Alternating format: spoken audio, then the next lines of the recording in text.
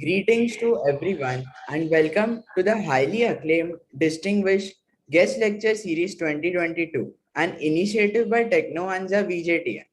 This is Jash Bhatia and I am thrilled to be your host for today. Ever since its inception in the year 1887, VJTI has proudly continued the growth of its legacy filled with brilliance and educational prowess. We have always thrived in nurturing the brightest minds of society. Over the years, Technovanza has effectively progressed towards its goal of taking technology to the society by meritoriously passing on the flame of expertise to light more torches. Pioneers of diverse fields, including Dr. APJ Abdul Kalam, Mr. Ratan Tata, Mr. Narayan Murthy, Mr. Chris Gopalakrishnan, and many others, including Nobel laureates, have graced Technovanza with their presence while progressively illuminating young minds to new areas of interest. Now, to continue the proud legacy of having some of the world's greatest dignitaries, I would like to introduce our guest for today, who has also been one of the distinguished alumnus of our college VJTI. I'm honored to welcome the inspirational Mr. Karmesh Vaswani.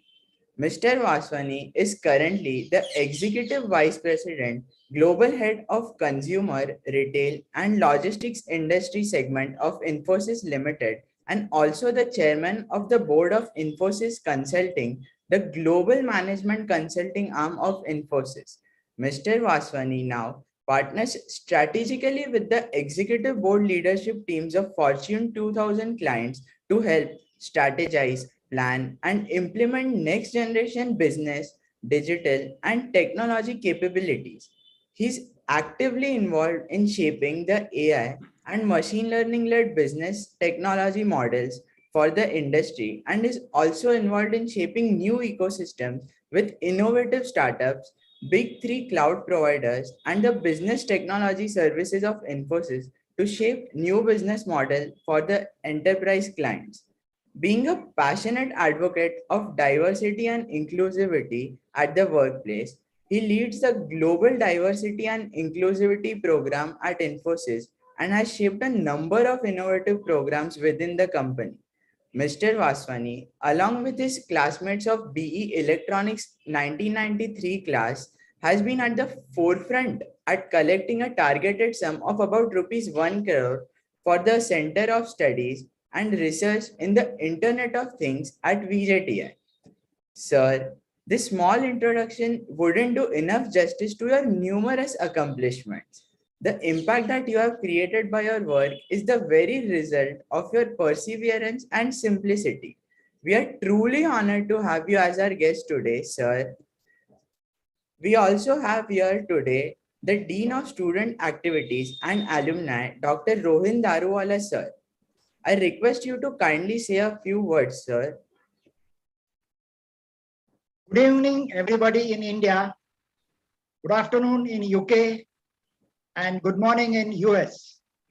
It is a privilege for us to have a very notable alumni who has done extremely well in his professional life back to VJTI. Mr. Karmesh Vaswani is a well-known person in his professional field. An international growth starter, he has been connected with many professional bodies. He sits on the board of many professional and executive committees, and he even represents Infosys on the World Economic Forum. Thank you, Mr. Vaswani, to be present here and guide and mentor our students. Welcome to VJTI. Over to you, Mr. Vaswani. Thank you, Daruwala sir. Pleasure to be here. Thank you for those kind and generous words, and thank you, Jash, for that generous introduction. First of all, I'm deeply humbled and feel deeply privileged to have this opportunity to connect back with VJTI. I'm very grateful to VJTI as an institution which gave me the foundations of learning, professional learning. It gave me the ability to look at business technology with a different lens. It gave me the ability to think creatively, to think imaginatively. And it also created a passion for the field of engineering. And that's something which has really helped me as a person, as a professional, to navigate my life through the world of business and technology. And today I'm delighted to get this opportunity to connect with the students at VJTI. Many of you will be at the cusp of finishing your engineering courses and either pursuing higher academic studies or getting into the industry, or maybe joining the profession of teaching. No matter where you go, I would like to share with you some nuggets of wisdom that I've gathered over the years, and how those nuggets of wisdom may be applicable in the path forward that you may embrace. And these nuggets of wisdom are something that I've experienced while working at Infosys. Some of the capabilities that we have developed at Infosys, by which we are helping companies at large across the globe. I'll try and project my screen. Just please tell me once the screen is visible. Yes, sir.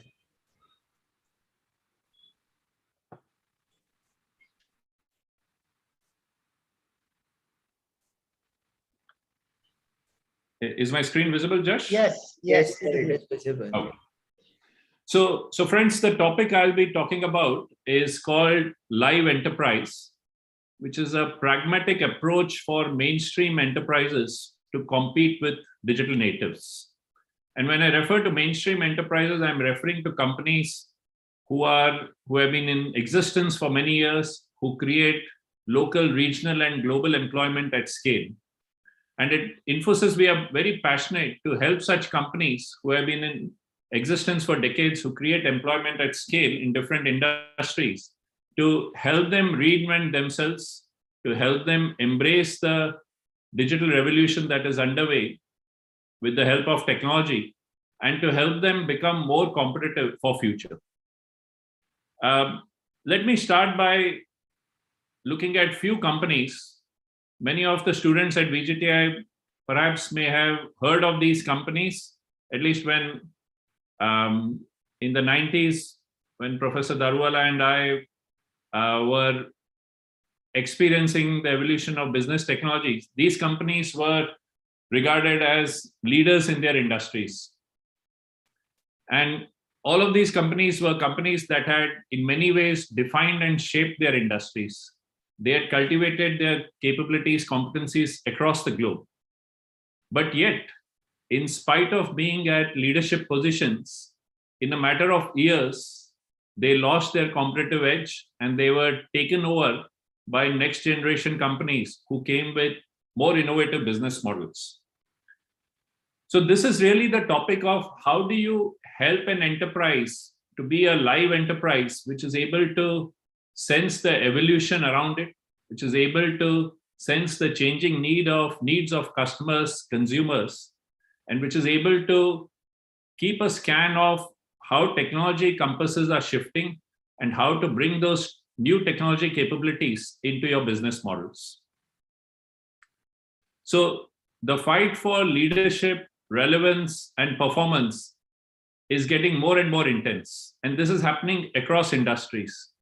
Whether you are in the retail or consumer goods industry, or you're in financial services, healthcare, telecommunications, media, manufacturing, services, oil and gas, you name any industry, the intensity of change, the intensity of changing customer and consumer expectations, the need to compress time with technology, all of those factors are coming into play. And many companies who have been leaders, they are now facing challenges of holding their leadership position, of remaining competitive, and in many cases, they are facing challenges of sustaining their existence for the coming decade or the decades ahead. Let's look at some statistics. Standard & Poor, the Dow Jones Index, publishes all the companies by market cap. nearly 20 years back in 2000, at the turn of the century, if you had looked at the top 10 companies in Standard & Poor Index, they had a median age of 85 years. In just 2 decades, that median age has come down to 30 years.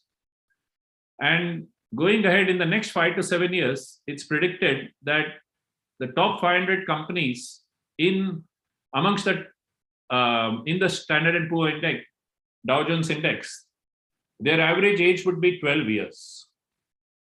Now, why is this happening? This is happening because a number of digital natives are coming up who don't need the same level of capital intensity which many of these established companies needed to scale their business.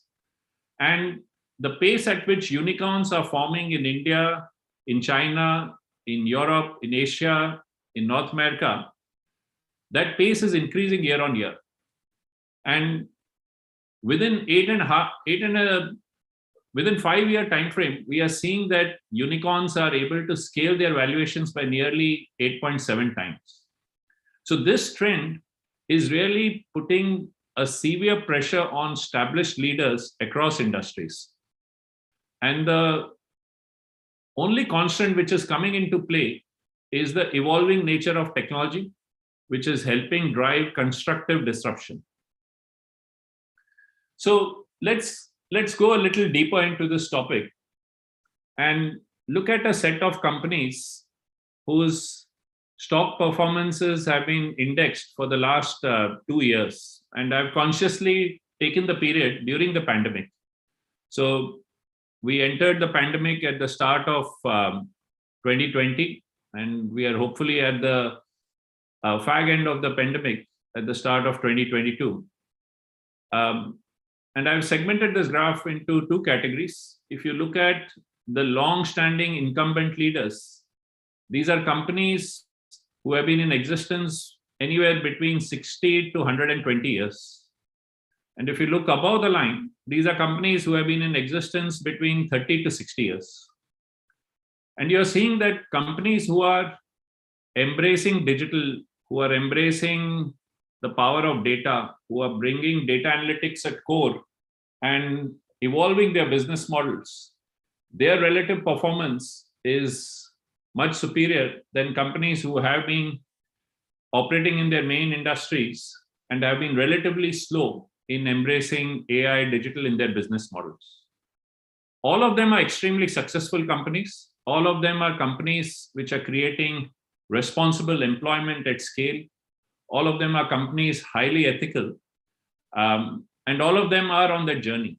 But this gives you a feel on how the embrace of data, the embrace of advanced analytics, the embrace of creating new business process capabilities, the embrace of AI in your core business models, how that is being used by successful companies to continue to evolve in their competitiveness. So there is a new normal in play. This new normal is redrawing the way businesses are operated. And the successful companies are those who are passionate about looking for every opportunity to reinvent their business model. Reinvention of the business model is focused on the customer journey, the consumer journey, the employee journey in these companies. And all of that has to be achieved by keeping a very careful eye on the economics of doing your business. To make all of this happen, it is technology which comes into play. And technology is not a constant. Technology is rapidly changing and evolving. There is continuous innovation happening. And companies who continue to embrace this will be more and more successful. I've also shared over here some stats on how digital spends are on the rise, how companies are looking at digital first business model, and how digital transformation is now seen as the number one priority and number one risk by the boards of many companies.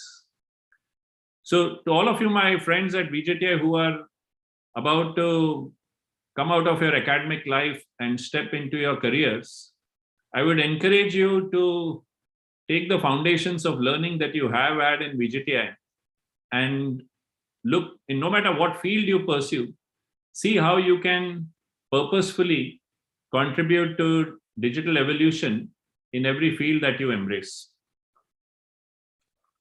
Now, technology evolution is not a constant. It will continue accelerating. Moore's law is active more than ever. And here are, looking ahead over the next 1 to 3 years, here are 9 facets which I think will further fuel constructive disruption in the industry. For all of you at VJTI, I would recommend that as you come out of academic fields, keep your focus on being always on learning. Technology is rapidly changing. Your biggest source of competitive advantage in your personal life and career would be your ability to learn, unlearn, and relearn. So look for all avenues of embracing learning. Metaverse is going to be a phenomena which will evolve. It will not happen overnight.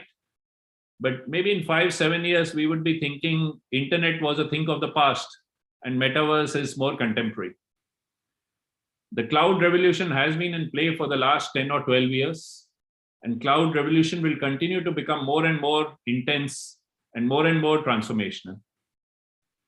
At the same time, the aspects of trust, transparency, privacy are gaining a lot of momentum across the globe. And we'll see more and more regulations come into play. And these regulations will also be supported by technology. So you may have careers looking at working on the regulatory side to ensure that the technology evolution that is happening, that's more responsible, that's more ethical. And there might be career opportunities to go into fields of regulation. Technology also has a responsibility towards the planet. We all have to see how we help businesses and how we help humanity evolve with a strong focus on sustainability, respect for the planet, and a circular economy where natural resources do not have to be wasted. They are consumed responsibly and brought back into a circular economy so that we are helping our future generations enjoy the same benefits of this planet as we have. There's a lot of innovation coming with 5G. Edge computing will become more and more practical and meaningful. The evolutions happening in IoT will further help us shrink time in different business models at play. Industries will continue to evolve. There will be new versions of industry evolving, whether you're in manufacturing, hospitality, services, you'll find version X.0 being a continuous phenomenon. Cybersecurity threats will continue to intensify. As computational power increases, so does the power economy of the hacking community, who are often looking for unethical means of creating value. And it will also mean that the cyber defense industry has to see more evolution. And finally, quantum computing would be one of the biggest game changers that the next decade will see. You'll find quantum computing is repurposing vectors of time, distance, speed in many ways in different industry and business models.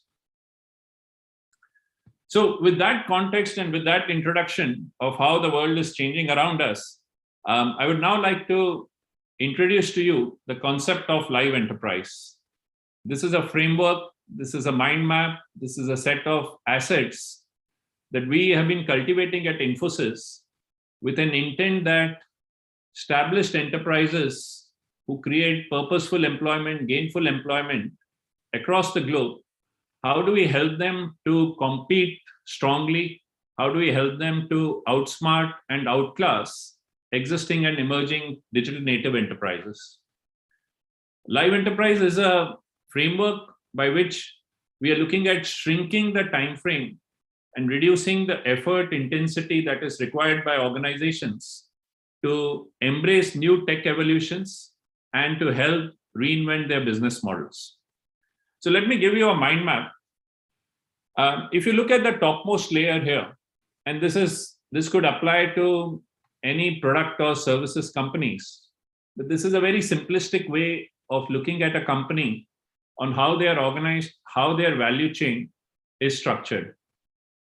And if you look at the bottommost layer, invariably, all companies have evolved by investing in technology, their business applications, the underlying data warehouses, the underlying infrastructure, the business processes that are supported by that. Those are typically supported by a technology backbone, which has evolved over the years. But as these mainstream enterprises are beginning to compete with digital natives, it's important to create a pathway where we can help them become as nimble, as agile, and as efficient as the digital natives without causing too much disruption. So this 4-layer stack that you see, the speed layer, the sense layer, the decision and actions layer, and the human-centered experience, this is essentially a live enterprise construct that we have been cultivating at Infosys to help companies rapidly reinvent their business model. What you see in the speed layer is essentially bringing advanced data analytic technologies which can traverse the enterprise estate, which can help bring data into data constructs like knowledge graph databases, help connect disparate sources of data, whether those are from your transactional systems or from your machine and equipment systems, or from your extended enterprise on the buy side or sell side, bring all data points such that they can be interconnected and associations and patterns can be evolved.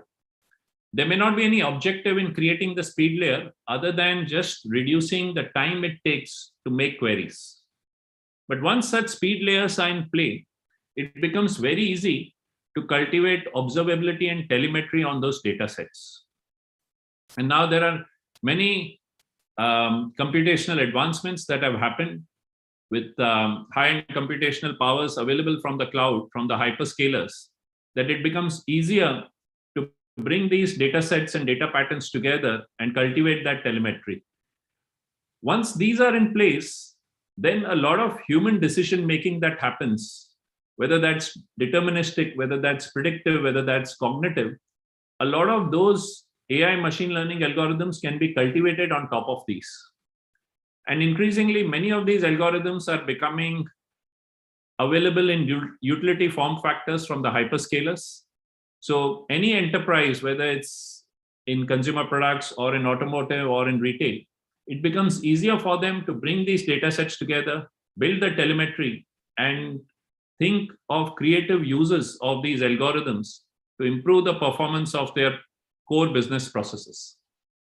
And finally, the topmost layer here is the human-centered experience, which is thinking about why is it that only Amazon can give the kind of user experience that we as consumers have got used to as a commodity service? Why can't that be available from a bank, from a utility company, from a transportation company, from a hotel hospitality company? So this is really a 4-tiered architecture, which is being used by Infosys to help organizations leapfrog ahead, to catch up with the digital natives, to ensure that they don't face the same challenges which some of the companies that I talked about in the beginning faced, an existential challenge of their future.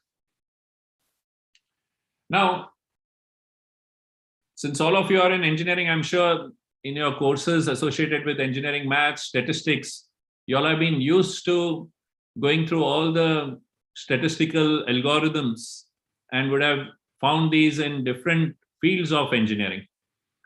When I was doing engineering 28, 30 years back, we didn't have the computational power to put this into practice. So we could only do it as theoretical algorithms with limited computational capabilities.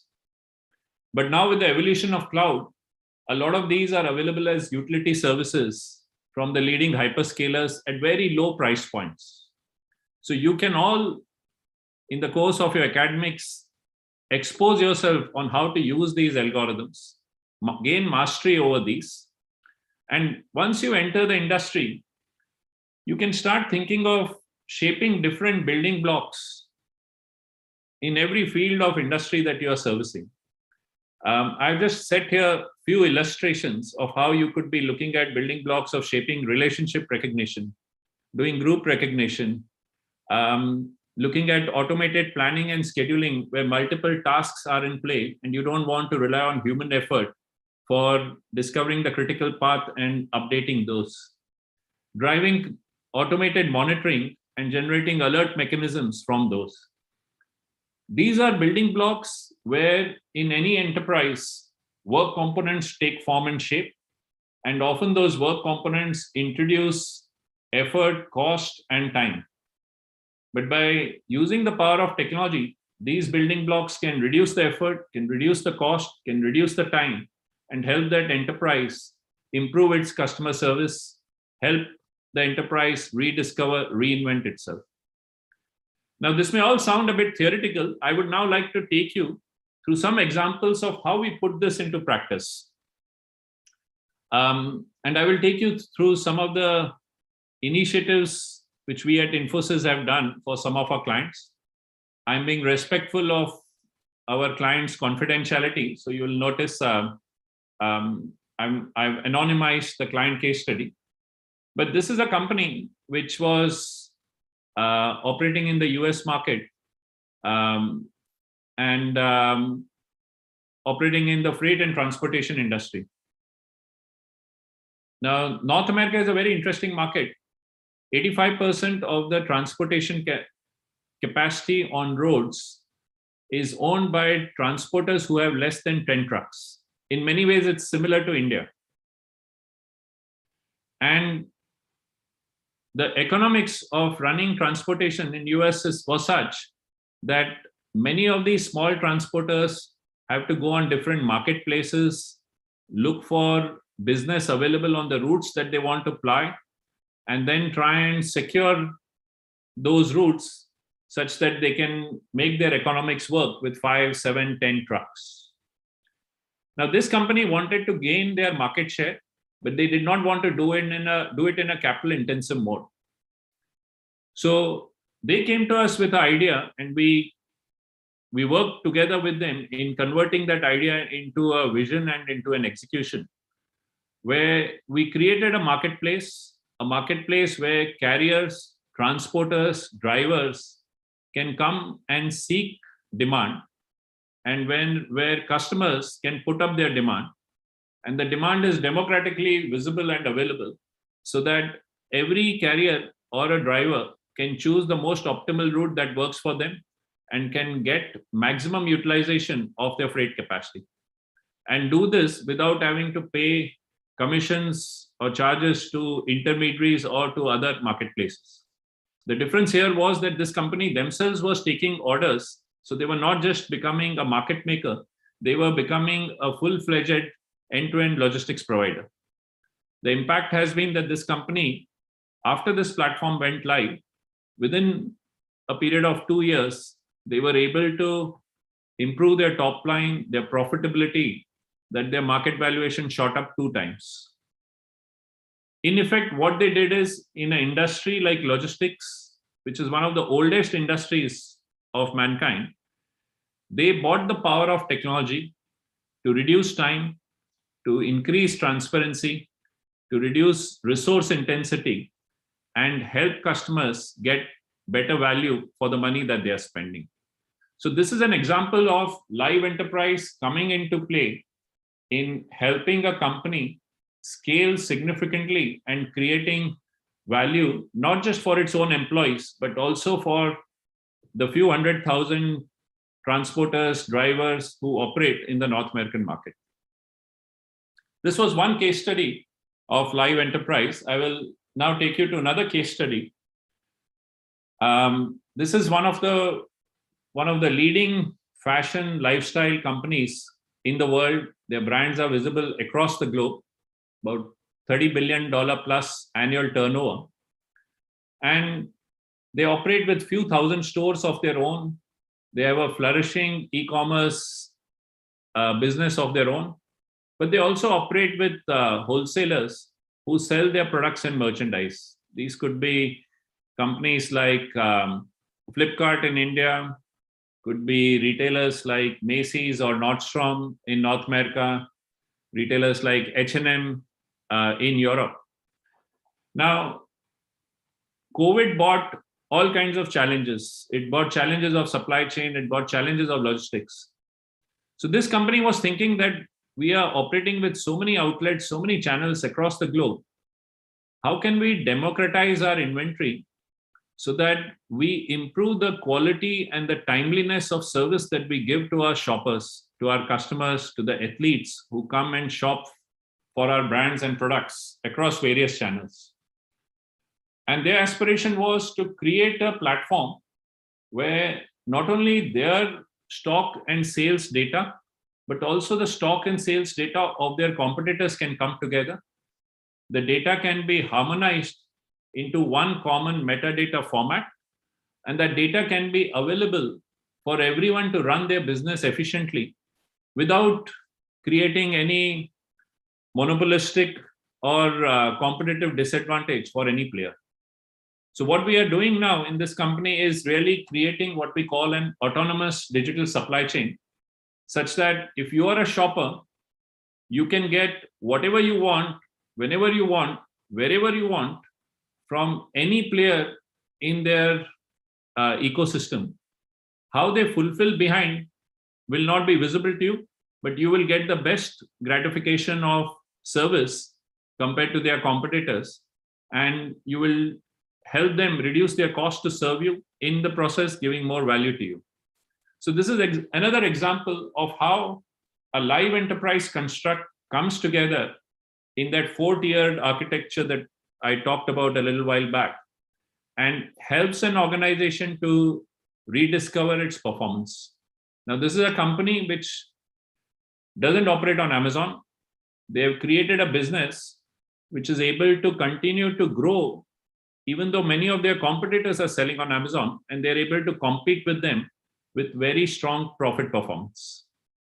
So this is another example of a successful live enterprise in play. I will now like to give you an example of a digital native organization, which all of us are familiar with, Uber, which is operating in most parts of the world. This is a digital native company which came and disrupted the fleet industry, came and disrupted the localized taxi business models that operated in different cities, countries across the globe.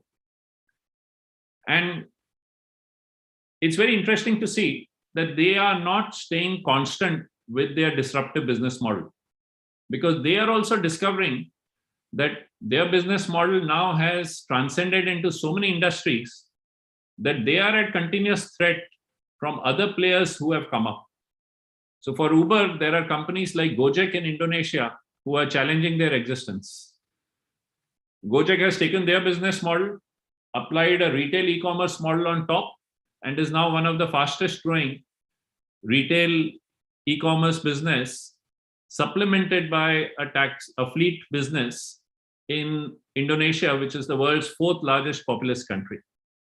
And it's important to keep a watch on how these companies are evolving, how they are looking at various aspects in their value chain. So looking at expected time of arrival, and are continuously looking for new data sources that are coming up, new computational capabilities that are coming up, and are continuously refining their performance on providing the most accurate ETAs in the shortest time frame possible.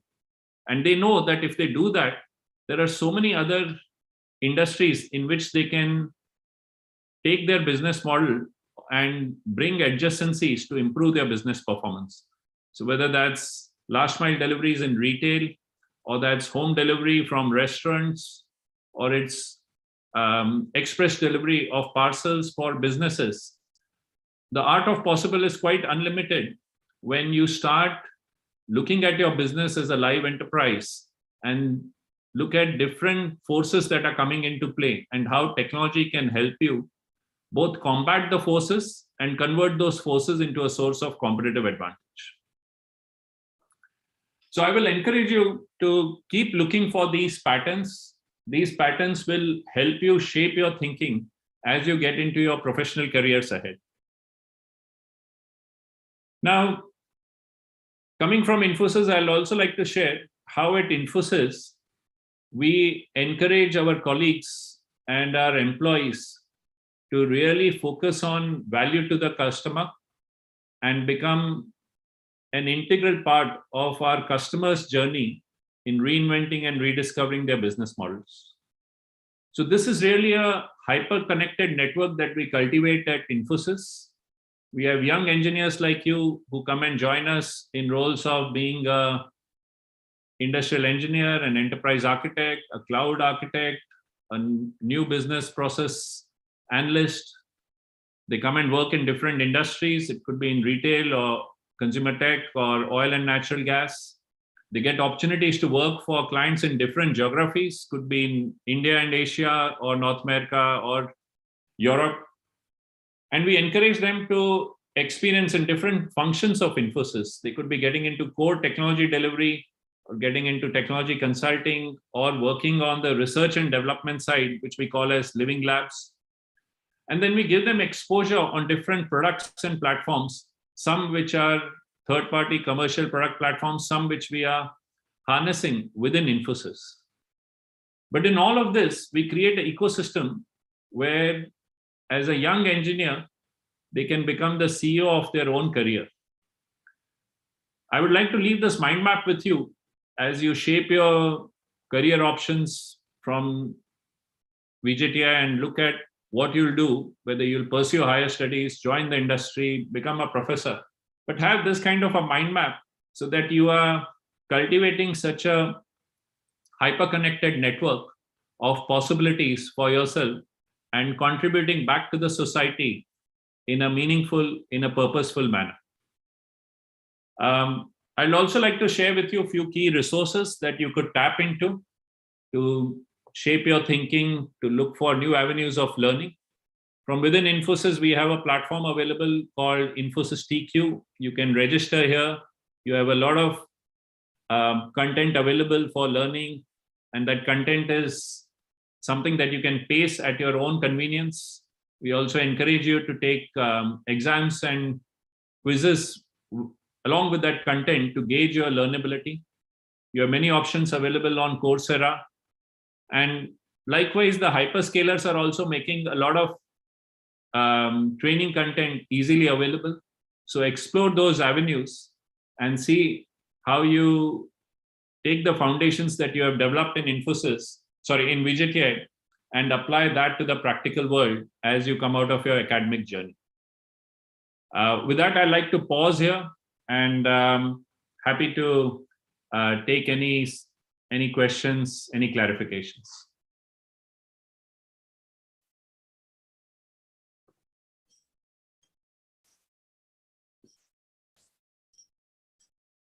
Thank you, sir, for such an insightful lecture. I'm sure that I'm speaking on the behalf of the entire audience watching us right now, that you really inspired us with your groundbreaking thoughts as you were beginning on this journey and presented us with simple yet brilliant implementable ideas while instilling a new perspective in our lives about how we can use new age technology to reinvent contemporary business models and be able to compete with digital natives. We'll now begin with the Q&A session to answer a few of our audience questions. Sir, how can technology be used effectively in new age startups? Well, I think the biggest advantage that a new age startup has is that you don't have a legacy. Often your legacy becomes the biggest hurdle in trying to make your business efficient. So new age startup pretty much has a blue sky. As because of the advancements that have happened in technology, the cost of computing having come down, the cost of storage having come down, utility computing being available at scale.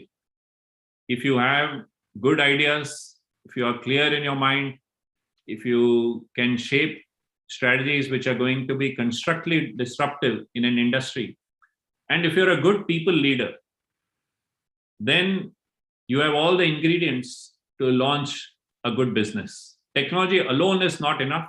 It's important that leadership, strategy, vision execution are blended with technology to create a good startup that can scale.